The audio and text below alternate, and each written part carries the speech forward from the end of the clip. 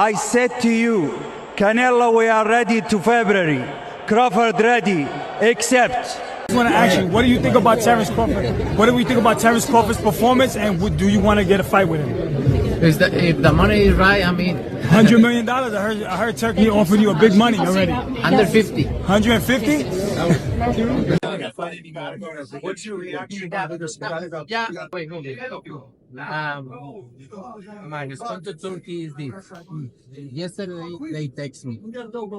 They text me and say we can talk about the fight in February with Crawford. Super Bowl, right? Yeah.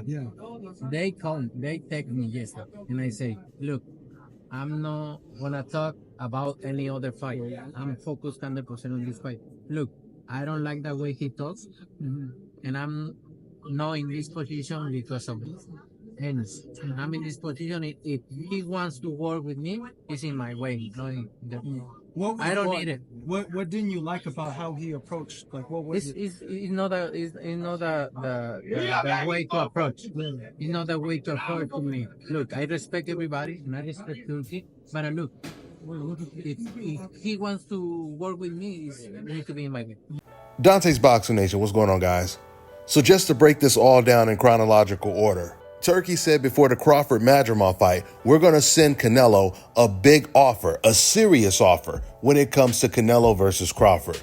And as you guys seen in that clip I played for you, the reporter said, I heard Turkey is going to offer you like $100 million, some serious offer. And Canelo says, I want 150.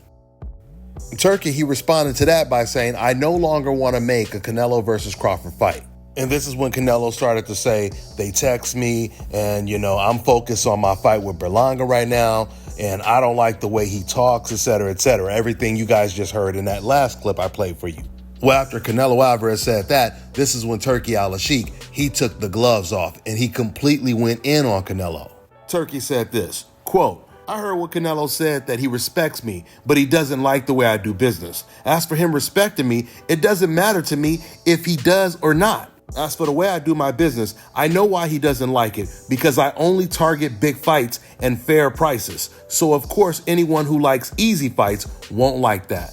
And I know how he feels after losing to Bivol, so he's been looking for easier fights ever since. Also, I'm not the one that's afraid of fighting Benavidez or Crawford. Therefore, I knew he was wasting our time and making excuses with big amounts of money that can't be paid. So I'm continuing my way to make big fights that serve the boxing world, and he's on his way to making easy show-only fights. Damn, that was no Vaseline 2.0 right there. Let me start by saying this. There are a lot of things to like about Turki Alalshikh.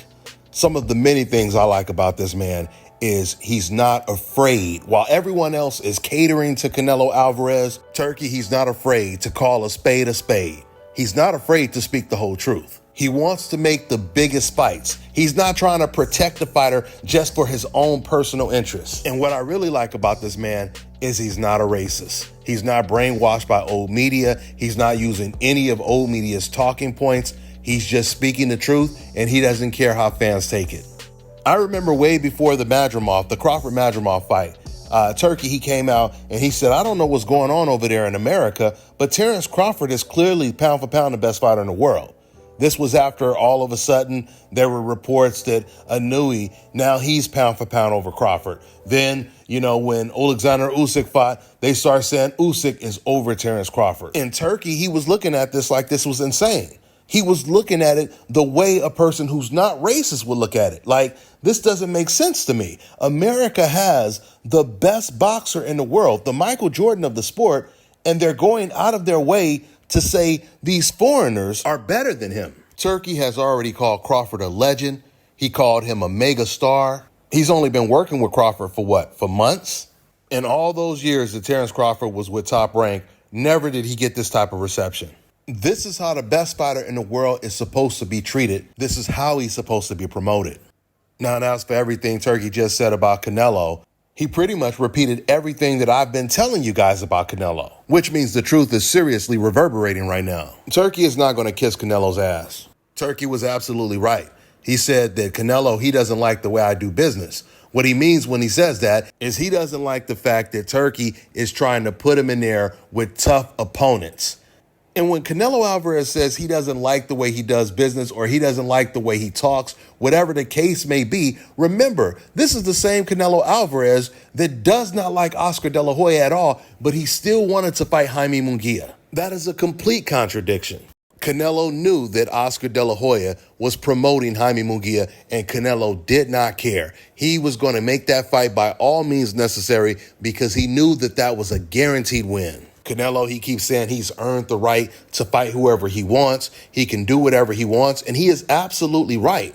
Once again, that makes it worse for him because that means if he wanted to, he can make all of the biggest fights. See, a lot of fighters, they're not in position to get all the fights that they want. Like Terrence Crawford. Terrence Crawford wanted Errol Spence for like 5 years. He couldn't get the fight, right? He wanted the Sebastian Fundora fight. He couldn't get it because Sebastian avoided Crawford. He felt that was a fight that he could not win, which is why Crawford ended up fighting Madrimov. If Crawford could fight whoever he wanted to, his resume would be even longer than it already is now.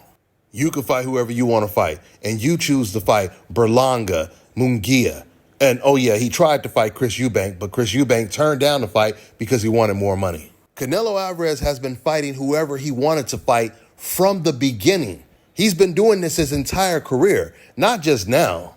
It was Canelo that chose to fight Rhodes and Matthew Hatton and Amir Khan, Abney Yildirim, Josito Lopez. There's probably only 2 times when Canelo Alvarez didn't get to outright handpick his opponent, and that's when he was forced to fight Golovkin the first time and when he was forced to fight Bivol. Because in the Bivol situation, he only had 2 options, and both of the options included him taking on a tough challenge. Either he was going to take the PBC deal, fighting David Benavidez, Charlo, and Errol Spence, or he was going to take the DAZN deal where he would fight Bivol and Golovkin a 3rd time, a 40-year-old Golovkin, by the way. Well, because Canelo Alvarez has so much success beating up European fighters previously, he chose to fight Bivol. And we've seen what happened to Canelo. I'll wrap up this video by saying this. Canelo Alvarez, he is going to continue to just go on this retirement type of parade where it seems like he's doing exhibitions now and not even real fights, while the actual best fighters in the world continue to challenge themselves. That's all I got for now, guys. I'm on to the next one. All right, now check this out, guys. If you're looking to repair eczema scars, burns and bruises, dark spots and blemishes, fever blisters, diabetic ulcers, this right here is the perfect product for you guys. It's called Elo Diki Face and Body Oil. Athletes and top-ranking boxers, they're also using it after training to reduce swelling, inflammation, and to ease the pain. So get yours today. Go to elodiki.com, like them on Facebook, and follow them on Instagram. Let me tell you guys about Issa Israel Law Firm. It is a full-service legal practice based in Denver, Colorado, an emerging hub for combat sports and high-altitude training. If you're a fighter inside or outside of the ring and you need a law firm you can trust to fight for you, visit thefighterfirm.com or email help@iilawfirm.com. Legal representation is usually limited to plaintiffs or defendants in Colorado, but iFirm can help anyone in the world with trademarking their business name, logos, and U.S. immigration issues. This brother has been my attorney for a while and helped guide me through all kinds of business and civil issues, so make sure you guys go to thefighterfirm.com.